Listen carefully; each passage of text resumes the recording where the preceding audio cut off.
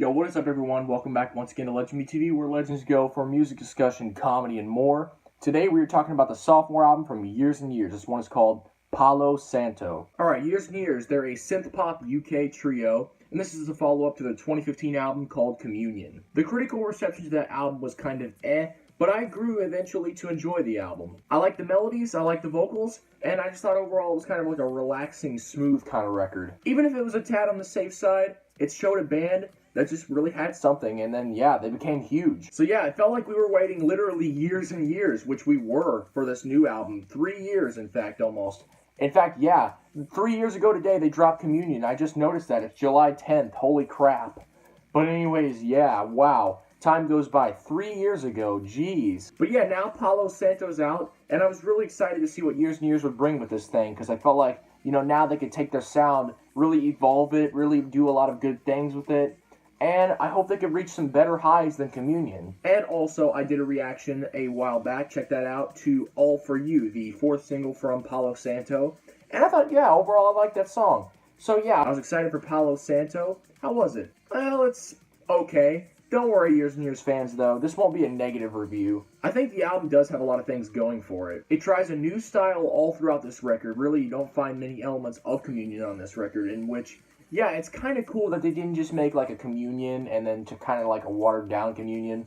No, this album really is just a big thing of its own. It's a new sounding, bass heavy pop record. And as many people have said, Ollie Alexander's voice on a lot of these songs, the production on his voice sounds a lot better this time around. Sounds like he's more confident, he's ready to just let himself be himself, and honestly it shows in this album, and it's actually really intriguing. And yeah, especially on some of the ballads, the lyrics are a bit more personal this time around. Albeit on some tracks more than others. Some of the lyrics on some of the others aren't really as revealing, but hey, that's alright. And in terms of personal tracks, I really do like some of these. I like the bouncy groove of Hallelujah. All For You has an intense chorus with the clap, reminiscent of the track Real from Communion. Karma has a very solid vocal delivery and a decent hook to back up a really good track here. And oh my god, Hypnotized. That is, in my opinion, the best ballad on this album. We get it closer to the front of the record, and yeah, the pianos here sound brilliantly pretty, and Years and Years Ollie Alexander just, oh my god, slay me with this track. This one is definitely one of the best songs on here. It is just really dang good. And there's also some decent little things about this album. There's some catchy moments like Rendezvous. So you may be wondering, why is this album only okay for you, LegendBTV? Well, I got a question.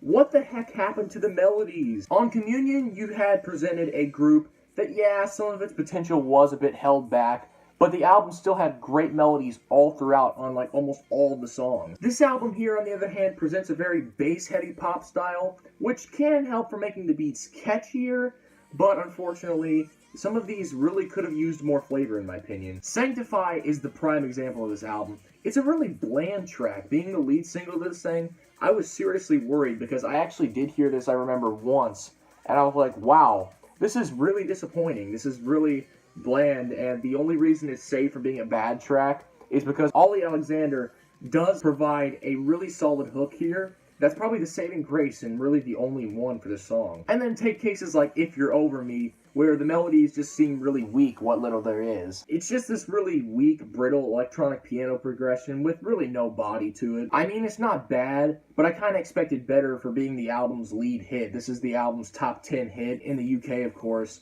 and I was like, well, yeah, this is no king for sure. But the ballads overall, well, they're forgettable, but they're okay. Yeah, I just don't find any of them remarkable, aside from Hypnotized, but they're fine. Overall, Palo Santo is an album that, in a way, has improvements from Communion. The instrumentals do feel a bit more focused, a bit more intense. The lyrics more potent, and better performances definitely throughout this thing. But I feel like in order to say that safe, mainstream group these guys are, something had to give. And sadly, they traded in the thing that I liked most about them: their focus on melody and instrumental color. Now, that's not to say there weren't good melodies here, there definitely were, but by comparison, this album doesn't seem as focused on melodies as the last one.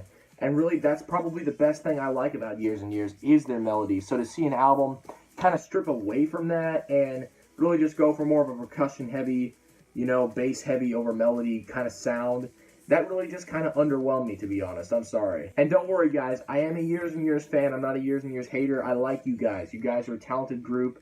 Ollie is a good singer, and overall, I like his sound. It's just sometimes on this album, I feel a little bit underwhelmed by the production. I kind of expect a bit more from these guys in the production, and that's really the most important part when I'm going into a record like this, is the production. So unfortunately, that is really disappointing. Credits to you guys for changing the style up on this album, but unfortunately, this is a sophomore slump. Yeah, I'm feeling a light 6 out of 10 on this thing, honestly, and yeah, a recommendation, because I do see a lot of people are liking this. So like, if you're fine with like a really bass heavy sound, if you like that, then sure, check this out. Don't ignore it because I didn't really give it the highest of scores. This is not a bad album at all. I think it's decent.